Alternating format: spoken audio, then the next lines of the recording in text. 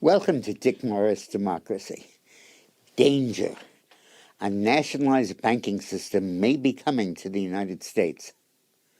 Almost uniquely among Western free market democracies, banking in America remains in private hands, influenced but not controlled or owned by the federal government or the Federal Reserve. Socialists, central bankers, and bureaucrats alike have chafed at this arrangement, saying it would be so much more efficient if there were only a handful of privately owned banks, or better yet, only one government-owned, managed, and controlled bank. In most other Western democracies, there are very few banks, all of them huge, heavily influenced or controlled by their governments. By contrast, the U.S. is far freer, or more chaotic, depending on your point of view. At the end of 21, there were 4,800 banks in the U.S., not counting credit unions. But in 2010, there had been 6,600 banks. So we've had a loss of 37% of America's banks. Why should we care? Community and local banks are run on a simple principle. People in your community put their money in the local bank so other neighbors can get loans to buy cars, houses, or stuff on their credit cards. National banks have no community and could care less about your neighborhood. They're in a national business, and lending money to your local mom and pop store is too small to merit their attention.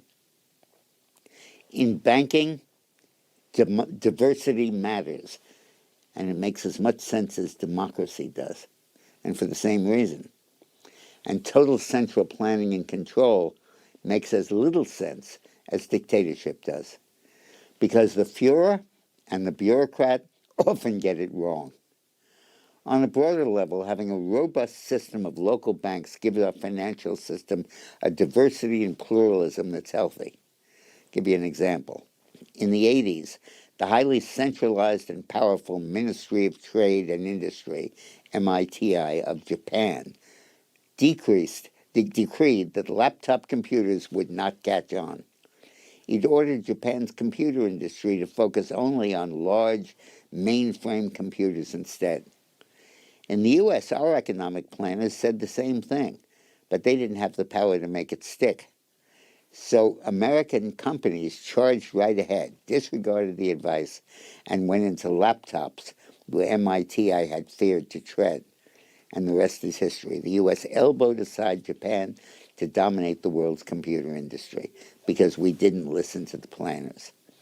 Nobody likes competition, and America has too big to fail banks, TBTF banks, too big to fail. And they would love to get rid of smaller banks by putting them out of business or forcibly absorbing them. Current federal policy catalyzes and causes the death of diversity in banking by one, only bailing out big banks, encouraging depositors to flee local banks and put their money in TBTF institutions. Two, limiting deposit insurance to $250,000 per account. The FDIC discriminates in favor of rich depositors who use TBTF banks. Three, limiting the availability of assistance to maintaining liquidity to TBTF banks. The Fed increases the risk of keeping money in community banks. But now the entire landscape of financial institutions is about to change radically and totally with the introduction of CBDC, Central Bank Digital Currency. If you haven't heard of it, you will a lot, and learn those initials.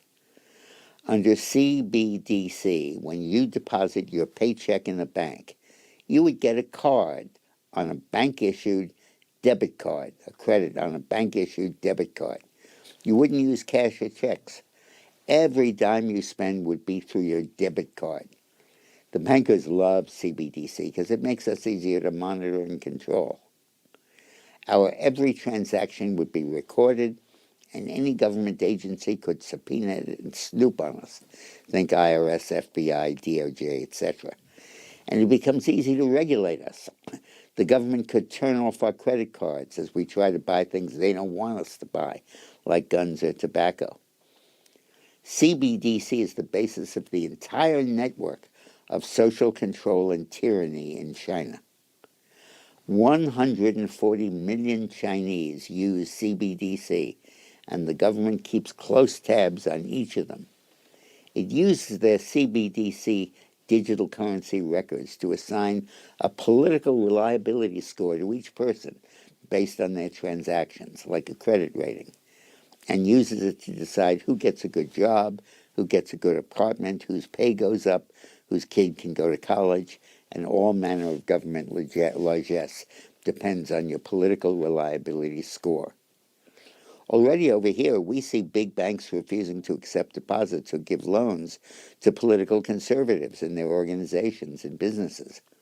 It's easy to see how CBDC would give the government vast power to control us. But the main lever the Fed would use to force us into CBDC is the loan window. Across the board, all banks need help from the Fed to maintain their liquidity. Since banks don't keep all their deposits on hand or in a vault, they need cash loans almost every day when suddenly a lot of people show up and take their money out at the same time.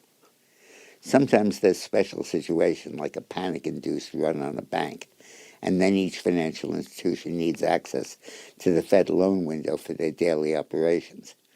But they also need it every single day. As the pressure to adopt CBDC mounts, fanned by government regulators, economic planners, and the bankers themselves, the Fed is likely to increasingly encourage CBDC banking and to punish slow adopters or outliners. Before we know it, the tyranny of CBDC will be upon us, always in the name of efficiency, holding down costs, rational economic planning, and effective measures against cartels, terrorists, and other bad people. Already there's a pilot program of CBDC underway at the New York Fed. Citibank, Wells Fargo, and MasterCard are participating. The goal of the program is designed, quote, to improve financial settlements and will involve central banks, commercial banks, and regulated non-banks.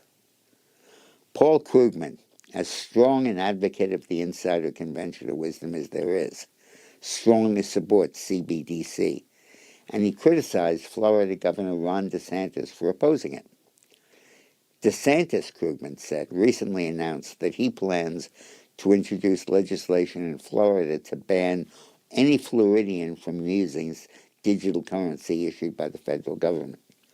Such a digital currency, he asserted, would be used to impose an ESG agenda and would, for example, prevent banks from spending people from spending too much on gas or buying rifles. Krugman, to counter that, lays out the establishment party line attacking CBDC. He, DeSantis, is being influenced by those who fear that it would make it more difficult to engage in such unwoke activities as tax evasion and money laundering. But for once, DeSantis is right to oppose CBDC, and credit him for warning us, Paul Revere-like, about this threat to our freedom.